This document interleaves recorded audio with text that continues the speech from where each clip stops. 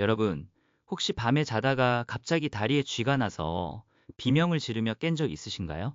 그 순간 다리를 칼로 찌르는 듯한 아픔에 깜짝 놀랐던 기억 아마 많으실 겁니다. 젊을 때는 어쩌다 한번 겪던 일인데 나이가 들수록 이런 일이 더 자주 생긴다고 느끼는 분들이 많을 겁니다. 아이고, 늙으면 원래 다 이렇지 뭐 하고 대수롭지 않게 넘기셨나요? 많은 분들이 이런 경험을 그냥 흔한 일로 넘기지만 사실은 생명을 위협하는 신호일 수 있습니다. 오늘 이 영상에서 말씀드릴 내용, 지금껏 나의 탓이라 생각하고 넘기셨던 그 증상이 사실은 몸 안에 혈액순환에 문제가 생겼다는 신호, 심지어 생명을 위협할 수 있는 위급한 전조일 수 있다는 사실입니다. 다리에 반복적으로 쥐가 나는 증상은 단순 근육 문제로 끝날 수 있는 경우보다 오히려 심각한 순환기 이상으로 이어질 수 있는 위험 신호로 봐야 하는 경우가 종종 있습니다. 최근 저희 병원 응급실에도 다리에 자주 쥐가 나고 붓기가 생겼다는 78세 남자 어르신이 오셨습니다. 정밀 검진 결과는 심부정맥 혈전증이었어요. 조금만 늦었더라면 폐로 혈전이 퍼져 생명을 위협하는 폐색전으로 발전할 수 있었던 상황이었습니다. 이처럼 단순한 근육 경련처럼 보이는 증상도 그 이면에는 반드시 짚고 넘어가야 할 건강의 경고등이 숨겨져 있습니다. 60세 이상 어르신 3분 중 1분은 자다가 다리에 쥐가 나서 놀란 경험이 있다고 합니다. 하지만 대부분의 분들이 이를 대수롭지 않게 여기고 정작 중요한 건강 신호를 놓치고 계신 건 아닐까요? 그래서 오늘 영상에서는 단 한 번이라도 다리에 쥐가 난 적 있으신 분들이라면 꼭 알고 계셔야 할 중요한 정보들을 안내해 드리겠습니다. 노년기 다리 경련의 진짜 원인을 알아보고 어떻게 하면 이 불청객을 예방하고 현명하게 대처할 수 있는지, 그리고 언제 병원에 가야 할지까지 이해하기 쉽게 차근차근 알려드릴게요.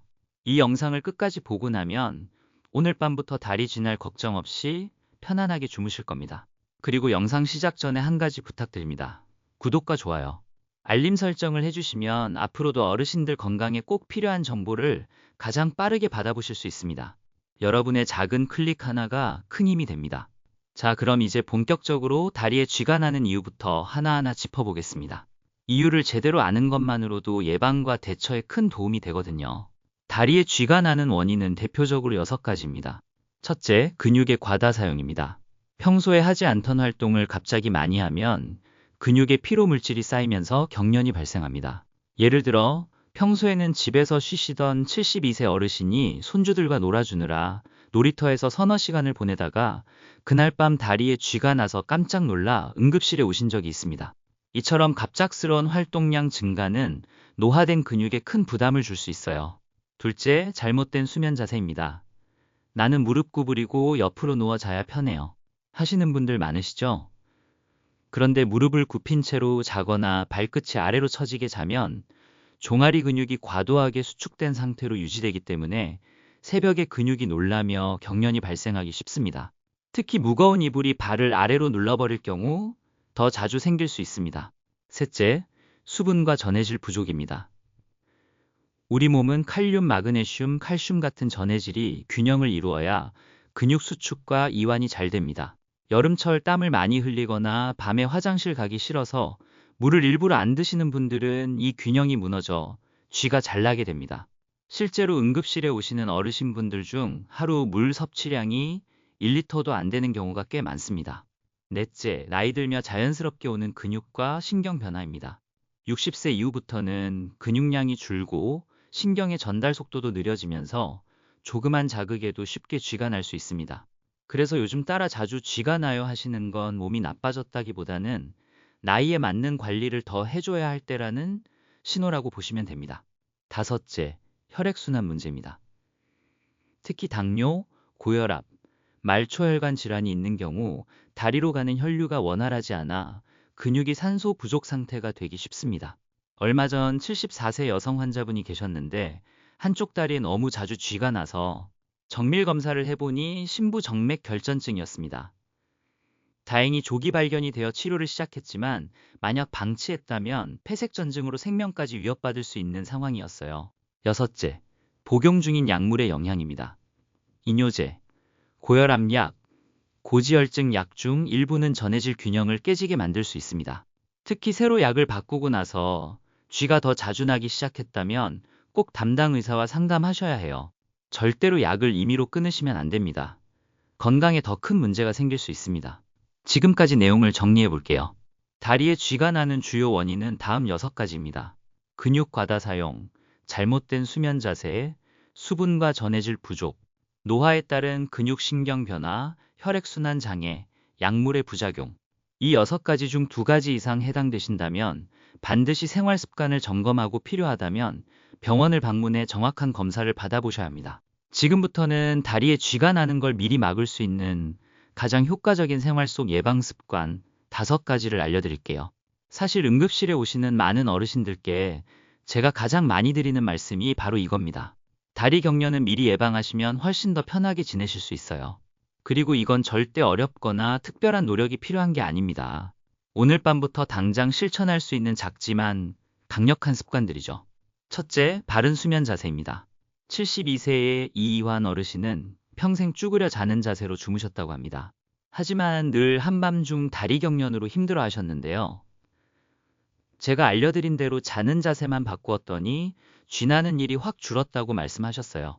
둘째, 물과 전해질을 충분히 드세요.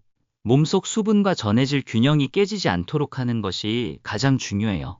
75세 지인화 할머니는 밤마다 쥐가 나서 고생하셨는데 매일 저녁 바나나 한 개씩 드시기를 권해드렸고 물도 수시로 드시게끔 말씀드렸더니 정말 그렇게 하시려 노력하셨어요.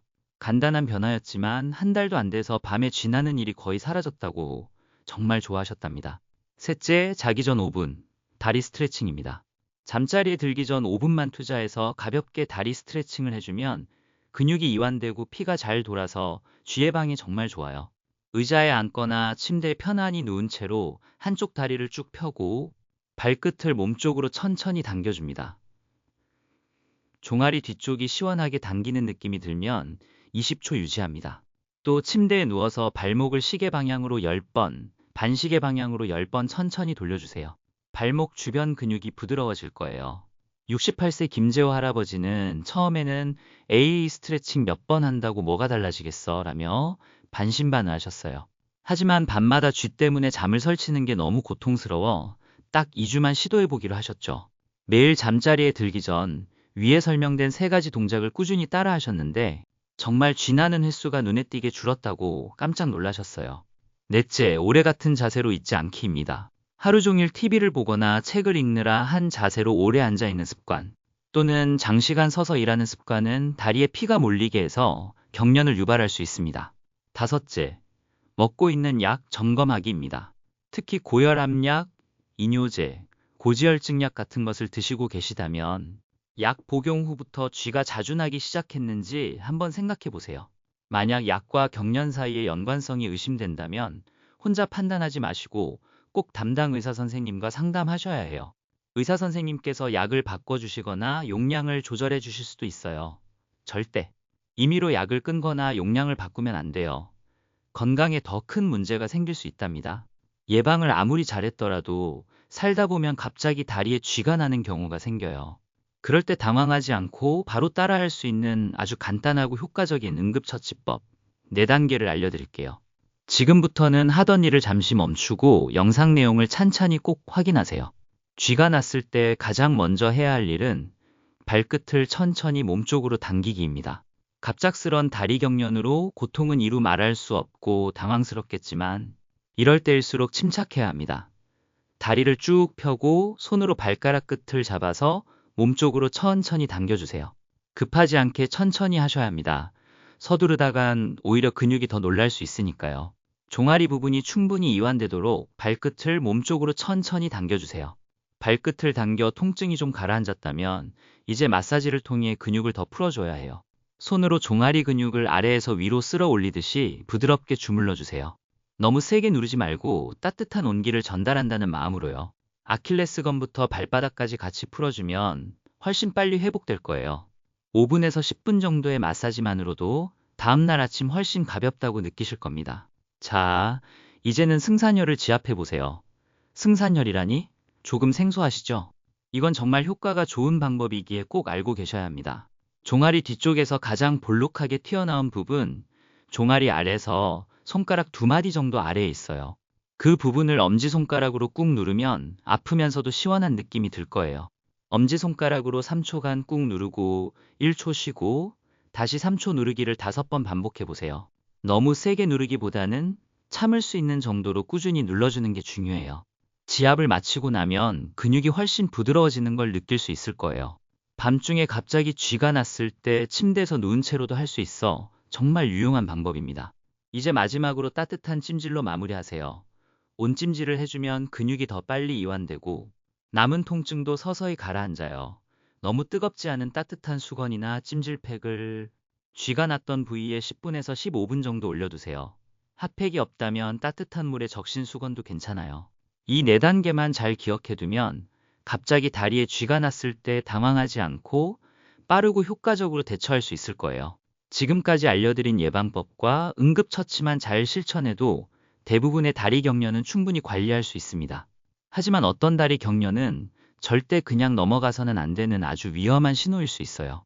왜냐하면 단순한 노화 현상이 아니라 생명을 위협할 수 있는 심각한 질병의 신호일 수 있기 때문이에요. 실제로 병원에서는 다리에 쥐가 자꾸 나서 오셨다가 바로 응급실로 입원하는 경우도 종종 있답니다. 그럼 어떤 증상이 나타나면 무조건 병원에 가야 할 정도로 위험한 상태일까요? 다음 5가지는 꼭 기억해 두셔야 해요.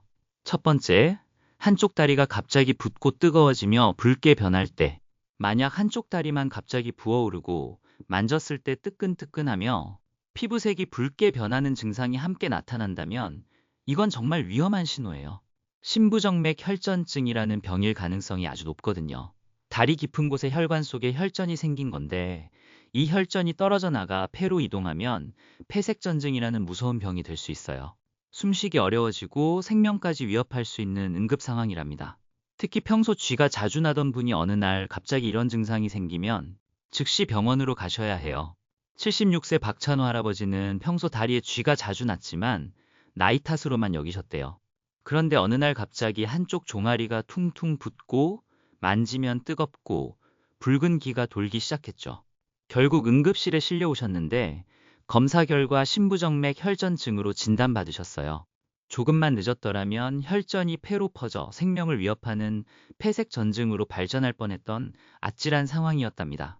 두 번째, 쥐가 풀린 후에도 통증과 뻣뻣함이 몇 시간 이상 계속될 때, 보통 다리에 쥐가 났다가 풀리면 10에서 20분이면 근육이 정상으로 돌아와요. 그런데 쥐가 풀린 후에도 몇 시간 또는 하루 이틀이 지나도 여전히 다리가 뻣뻣하고 아프다면 이건 단순한 근육 경련이 아닐 수 있어요. 근육에 염증이 생겼거나 신경이 손상되었거나 아니면 혈액순환에 다른 문제가 있다는 신호일 수도 있거든요. 이런 경우는 반드시 병원에 가서 원인을 정확히 확인해야 합니다.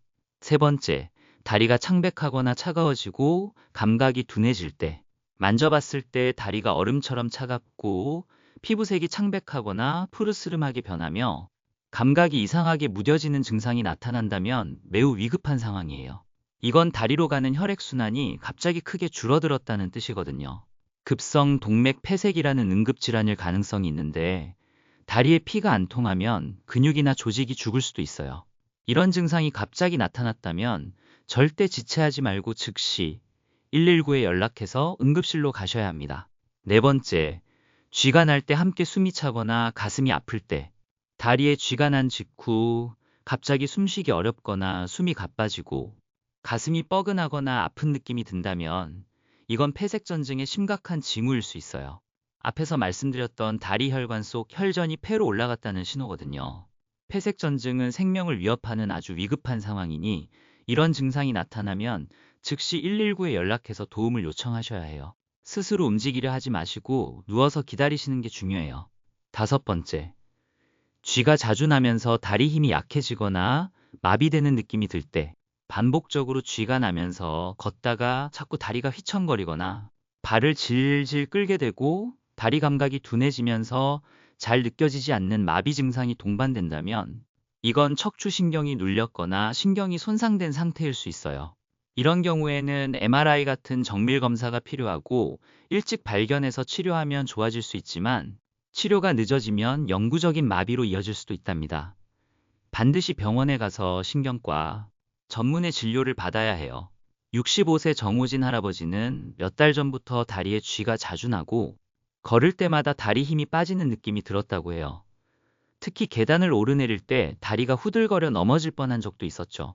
병원 정밀 검사 결과 허리 디스크가 심해져 척추신경을 누르고 있다는 진단을 받으셨어요. 다행히 조기에 발견하여 적절한 치료를 시작할 수 있었답니다. 이상 5가지 증상은 모두 생명을 위협하거나 심각한 후유증을 남길 수 있는 질환의 경고등이에요. 설마 내가? 하지 마시고 단 한 번이라도 이런 경험이 있으셨다면 주저하지 말고 즉시 전문의의 진료를 받아보시길 강력히 권합니다. 우리 몸은 소중하니까요. 자, 어떠신가요? 한밤중에 갑자기 찾아오는 고통, 다리 경련.